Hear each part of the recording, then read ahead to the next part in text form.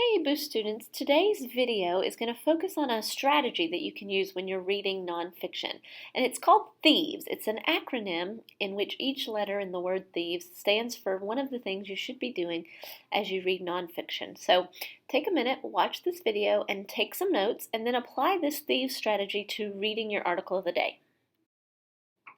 Okay, so the first letter of Thieves is the T, and the T stands for title. The first thing you should look at when you're reading any kind of nonfiction is the title. What is it? What does it tell you about the topic? Think in your mind, what do you already know about the topic? And does the title have a point of view? Is it just giving you information, or is it maybe going to be persuasive? And then based on what that title is, what do you think you're going to be reading about? The H in Thieves stands for headings. Most nonfiction is broken up using section headings, and that's the bold, sometimes larger print that you'll find within the reading. And the idea is you want to look at those and read them carefully and see what do they tell you about what you're going to be reading about and what's going to be the topic of the paragraph or paragraphs underneath that heading. A handy tip is to turn those headings into questions that are likely going to be answered by the text. The I in Thieves stands for the introduction. A lot of times in articles there'll be an opening paragraph, sometimes it's italicized, that'll introduce the topic. So take a minute and read that. That is part of the article and you do need to read it. And think about what does it tell you about what you're going to be reading about. Again, ask yourself, do I already know anything about this topic? The E in Thieves stands for every first sentence, and what that means is that you should pay attention to the first sentence of each paragraph. That sentence will give you an idea about what that section or that paragraph is going to be about. The V in Thieves actually stands for visuals and vocabulary.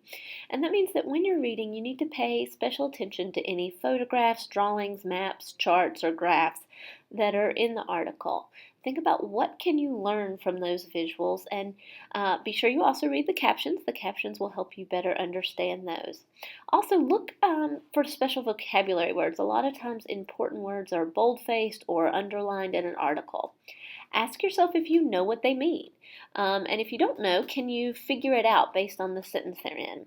If you can't figure it out, it's probably a good idea to look it up. The last E in Thieves stands for end of reading questions, and this is just a matter of looking at what are the questions you're going to be expected to answer after the reading, and this is especially helpful for those science and social studies readings.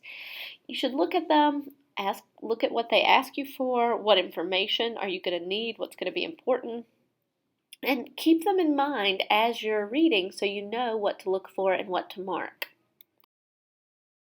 Now finally the S, and the S in Thieves stands for summary.